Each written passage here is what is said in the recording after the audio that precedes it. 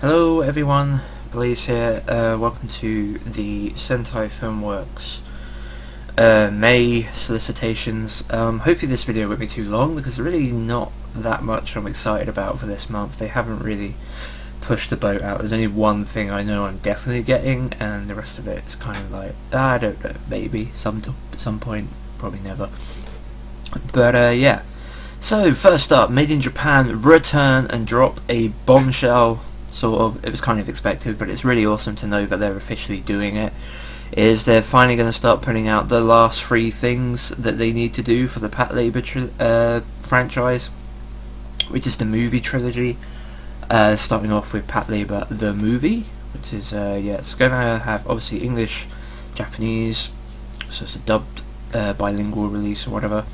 It's the motion picture, and here is the cover, which pretty much mimics the Japanese cover. I doubt this will change that much. I hope this doesn't change that much because I really love the artwork here, and yeah, I'm just really excited that we're definitely going to be getting the rest of Patlabor in terms of the movies and that, and then it'll all be out on Blu-ray.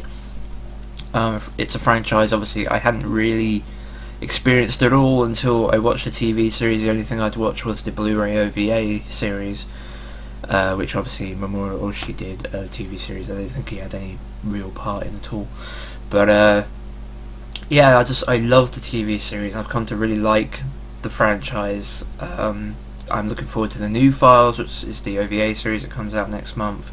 But yeah, it's really awesome to know that the 3 things that currently were missing are the 3 movies. Obviously they're available on DVD in America already, and they're also available on Blu-ray with English subtitles in Japan and in Hong Kong and stuff. So there was certainly an option, but I wanted to get the Made in Japan versions, obviously, because they line up nice on the shelf with the spines and that. So yeah, and they've already said, or it came out just after this was announced, that Made in Japan have every intention to put out the other 2 movies as well. So that's really awesome. Apparently the second movie is the best one, from what I've read. Obviously I haven't seen any of them, so that's the only opinion that I can take on it. But from what I've read, the second movie is meant to be the best one. Anyway, so yeah, Patlabor the movie, really awesome. I like the cover, really happy that's coming. Next one, we got the World God Only Knows OVAs. This is interesting because I saw a lot of people complaining about this when the Sentai solicitated the season 3 series. I've not seen any of this show, The World God Only Knows, but here's the cover for the OVA. It's pretty good, I guess. It kind of matches the rest of them, but yeah, basically, yeah, they solicitated season 3, and from what I've since read from the people that were annoyed about these OVAs being missing at that point, was the fact that without this 4-episode OVA that connects season 2 to season 3, season 3 doesn't make a lot of sense. Like, I don't know the ins and outs and the details of that. All I know that was quite a clear opinion across a lot of people that Sentai were making a mistake by not putting out the OVAs. What I find interesting about it is I wonder if it's possible that Sentai have only now gone out and got the OVAs after seeing that backlash from people that are saying you need these OVAs, without them, you know, without them it's not going to make a lot of sense. But at the same time, like, that's a pretty small time frame for Sentai to go out, get the license for the OVAs, dub them essentially at some point, and solicitate them all within 2 months. Like, it's kind of, that's probably not what happened, but it is just a little part of me that feels like, I wonder, because it just seems weird that if Sentai had the OVAs all along, why they're putting the OVAs out after season 3, like 2 months after season 3, I think, which is weird because, like I said, those in the know with the franchise believe, or not believe, they say that the OVAs are vital to the story. Like, without them, the season 3 makes no sense. So anyway, whatever. Looks fine, I guess. Sort of like K-On! Mimic thing to me. Whatever. Yeah, next up we got Familia of Zero, Rondo of Princesses. This is season 3, subtitled again, just like season 2. Here's the cover, very fan servicey. I wonder if this is where the series becomes more about fan service than story, maybe. Not that there was not that the story. I've seen season 1, and not that the story was amazing or anything. Like, I didn't really like season 1 that much. Like, I thought it was okay. I ended up buying it on Blu-ray anyway because I'm an idiot, but probably didn't need to do that. But I felt like I'd give this series another chance, I guess. But it certainly had like those fan servicey, ecchi-ish things in the first season. Not massively so. It was just kind of annoying stuff rather than like. Well, all that stuff tends to be annoying at some point, but yeah, I don't know. It was just mainly just annoying things, and less comedy. It was just annoying. That was it basically. But yeah, I don't really know where the series goes from here. Like, this Sentai have this tendency to do ecchi covers, and I feel like a lot of the time they can sell a show short. I don't know. Obviously, I don't know if they're selling this show short necessarily for everything I just said, but I don't know. Sometimes they'll put like Maid Sama.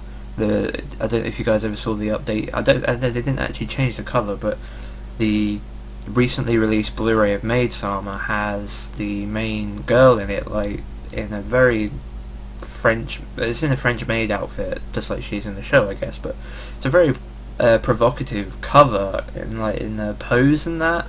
And the show isn't really like that necessarily, not to any this sort of extreme or anything. Like, it was just a lot of people like that cover doesn't really match the theme of the show. Like the Sentai just, they feel like putting boobs on something sells it, and I guess to some extent that's true, but I don't feel like they always have to do that. They seem to always want to do that.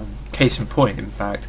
Mother Love Alternative Total Eclipse, which I know has very provocative, again, character designs and stuff for the female cast, but this cover, I don't like this cover at all. I like the colour scheme for it, like when you get the orange, the orange and red really stands out. Logo looks cool. I love the blues and the whites going on here, but this is ridiculous. Seriously, it's just stupid. Like, how did she even fit in there? Like, I don't know. Although they're all like that in the show, from what I'm aware from the art I've seen. But yeah, I don't know. It just doesn't really kind of look stupid to me personally. But I have some moderate interest in this show. I'm not jumping on it straight away. This year, I'm being pretty sensible about what I buy that's new compared to making sure I get the stuff that's already out that I really want. So yeah, anyway. Yeah, so Mother Love Total Eclipse Volume 2 as well is coming. Ninja Scroll is getting a re-release. This pretty much mimics the English cover for the steelbook. It's the same image that was also used on the Manga Entertainment DVDs, put out in like the early 2000s, late 90s or something. It's just mirrored, so this guy would have been over here and she would have been over here, or he, I can't remember. She would be over here. Yeah. So that's basically, yeah, it's Ninja Scroll. I mean, a re-release DVD and Blu-ray. Oh, it's coming with a slipcover this time, which I don't believe the original release did. So it's actually like an upgraded re-release in some aspects, because I think this is a better cover in a way. I mean, the original cover was kind of cool, but it was also sort of plain, because I think it only had this guy on the front. I can't, or maybe it was her. I actually can't remember. But it seemed relatively plain, although the red on it was kind of cool, given the blood splatters and all that. But yeah, this is fine, I guess. It's an amazing movie. You guys, if anyone's watching this who's an anime fan and doesn't own this movie, just go ahead and get it. It's one of the big movies of like. It's like one of the big non-Studio Ghibli movies, like in terms of Japanese animation. I feel, I've said it before, but I feel like the three biggest ones, in terms of exposure, they're not necessarily the best, but in terms of like exposure, these are the three other big hits, and that was Akira, Ghost in the Shell, and Ninja Scroll. Akira was the one that made the big splash, and then Ninja Scroll followed up as another quality movie, and then obviously Ghost in the Shell made an even bigger splash overall. But yeah, that's Ninja Scroll. And then we got Season 2 of Student Council's Discretion Remains, subbed only, unsurprisingly. And here's the cover. I actually, when the first series got solicited, I didn't even know that the show existed. I'd never heard of it before, but anyone who's obviously buying season 1 will be glad to know that season 2 is coming out pretty darn quick, like a couple of months later, so that's kind of cool for those that want it. But yeah, Student Council's discretion level 2, nothing special with the cover really. I doubt it will change much because the first season cover that was originally solicited was pretty much this similar design and it didn't change, so this will probably won't change either. It might change a few things on the logo maybe, I don't know, but overall I doubt it will change. And then we get to the final Sentai Filmworks release for is it May? Yeah, May. And the biggest one in terms of the one that a lot of people will be talking about, some of you might already know about this, Sonny Annie Super Sonico the animation is getting dubbed, DVD and Blu-ray, also Japanese English subtitles, and let's just see what the cover says about that. Can you see it? Can you see it? Yeah. Starring Jessica Nigri as Sonico. I honestly don't know much about Jessica Nigri, only from what I've been told. I don't follow conventions and cosplay stuff, it's not a thing I'm that interested in. So, but I have been exposed to that just through the community at large, I guess, and people I know. But yeah, she, according to a YouTube channel, like, she's a pretty big fan of like Super Sonico some aspects, and it kind of, I don't know, like it's kind of funny in a way. Like, it's, a lot of people will moan about this, but at the same time you can just watch it in Japanese, I guess. I kind of understand Sentai's stance on this, that Jessica Nigri thing is like supposed to be, I'm talking as a complete outsider here, but she's supposed to be reasonably popular, at least with a large group of hardcore fans, and everyone on the outside kind of hates her, but there's a pretty popular fan base as well. And given that Super Sonico herself, the character, is just an idol that cosplays, does all these other things, like ridiculous amount of things, like she's in a band, she is in a club, she does some business job, she's a model, and all this bullshit, but the character pretty much at its core is an idol that cosplays, and given that Jessica Nigri is probably the closest thing that America has to the American like anime community has to an idol, I guess you could say. I mean, she's pretty much she's famous for just being someone that poses and cosplays. Like, seems like an idol to me, I guess. I know that would be forbidden by a lot of people saying that, but I don't know, like, I don't really give a shit about any of it, so idols included, all idols, whatever. But yeah, she, like, Sonico is famous for being an idol who cosplays and probably has big boobs. Jessica Nigri is pretty much exactly that, so her playing Sonico in English, whatever. I suppose the only real thing that you have to look at, and you can the real point for complaint, I guess, in Sentai casting her is the fact that she has barely any voice acting history at all. She played a character in RBWY or whatever that thing's called, the thing that the people that Red vs. Blue. She's also been in Red vs. Blue, the Halo Machinima series, and the same people that made RBWY, didn't they? Like the anime weird thing that was on Crunchyroll, or was it? I can't remember. I think it was them. I can't actually remember. But anyway, she was starred in that as well, and like for 7 episodes she was a character in that. So she has some history doing it, so I doubt Sentai would have risked getting someone in that just literally can't act at all, just so they could put Jessica Nigri on the cover. Like, I find that hard to believe. But yeah, that's that. That's the one that will stick out for a lot of people. I'm sure it'll be interesting to hear it. They did an English trailer announcement on Sentai Filmworks channel, and unfortunately they show no footage of her actually voicing Sonico, with her voice coming out of Sonico's mouth. It's like just a bunch of stuff with Sonico, and then at the very end you see Jessica Nigri in the studio or some sort of studio space saying, "Hey, I'm Sonico," or something along those lines. I can't actually remember. But anyway, yeah, this is a thing. The cover's fine, I guess. Yeah, cover's fine. I don't know. I don't really have much interest in this show. Like, if I ever want to see Super Sonico, I'm probably gonna just watch it on Crunchyroll. I doubt I will blind buy this. Yeah, not unless, I don't know. I hope I don't blind buy this, let's say that.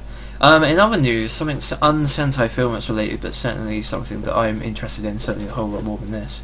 Captain Harlock, the Toei animation, like, CG craziness film, is coming out in America. So it's been released in practically every other territory in the world. America is finally going to get it, and they're getting it from the weirdest source. I don't know. That's pretty funny I said that, actually. The weirdest source, in that the company that is putting it out is called Ketchup Entertainment. Have you ever heard of fucking Ketchup Entertainment? Like, who the hell are they? Apparently they put out one of those. They're a company that put out those terrible rip-off movies. Apparently one of the bigger things they put out was the Starving Games, which was, I believe, like a comedy version of the Hunger Games, kind of like a scary movie to Scream and stuff like that. But so it's not like a straight up rip-off.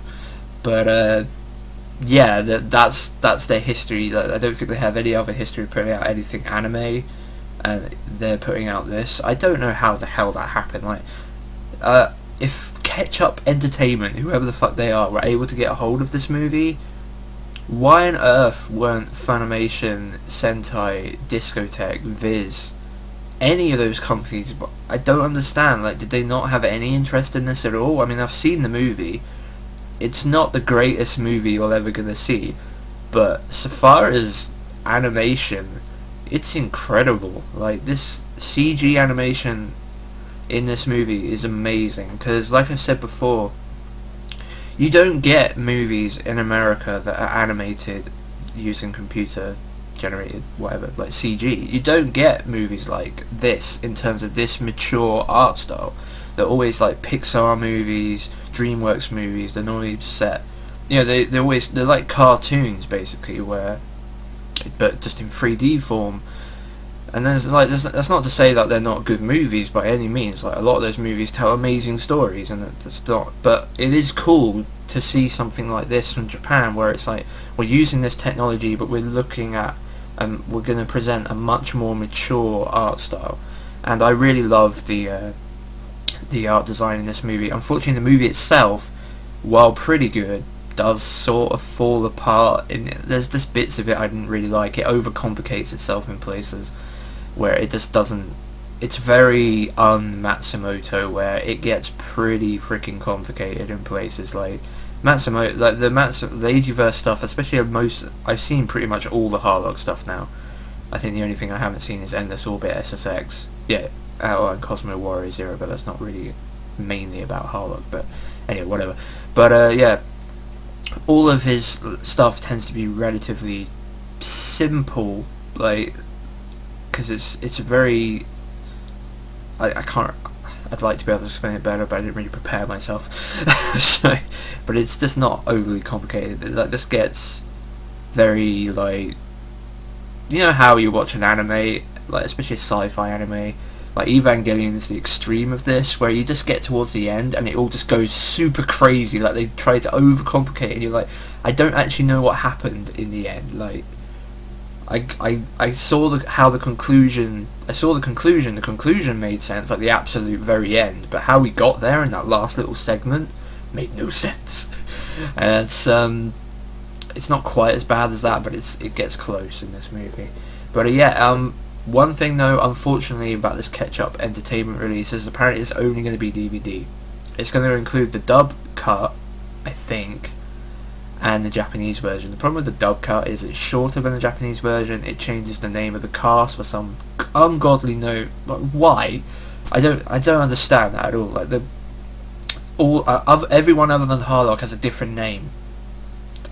Why? And that would have been a Japanese decision. They would have commissioned the dub themselves. That has nothing to do with Ketchup Entertainment or anyone else. Like, it would have been Japan themselves. Like, oh, we need to, like, what planet are they from, the Japanese? Like, sometimes, like, seriously, that makes no fucking sense. Like, the rest of the world already knows who Captain Harlock is. They know the other characters. Like, why would you do that? doesn't make any sense. But anyway, I won't be buying the DVD because I'm going to be buying this, which is the beautiful Blu-ray Steelbook release that's coming out in the UK in May as well. Actually, come to think about it, it kind of goes with this video, I guess. Yeah, this comes out in May. It was supposed to come out next month, but it got delayed. But yeah, really love this Steelbook. Very happy to get it. It's going to have Blu-ray 2D and Blu-ray 3D. I won't be using 3D because I don't have the technology to do that. But I actually probably won't be using the Blu-ray either. I'm honestly buying this for the Steelbook, and then I'm going to import this, which is the Hong Kong Blu-ray, because this is the only Blu-ray in the world that has the Japanese version of the movie on Blu-ray with English subtitles. The annoying thing about this Steelbook is it comes, I think it does come with a DVD as well. Yeah, so it has, the DVD has the English cut, and I presume the Japanese version on it. It might only have the Japanese version on it, actually. So yeah, the DVD has the Japanese version with English subtitles, and probably has the proper names for the characters. The Blu-ray only has the dubbed version on it, and that's a thing that Japan are doing. I cannot fathom why. It's a movie.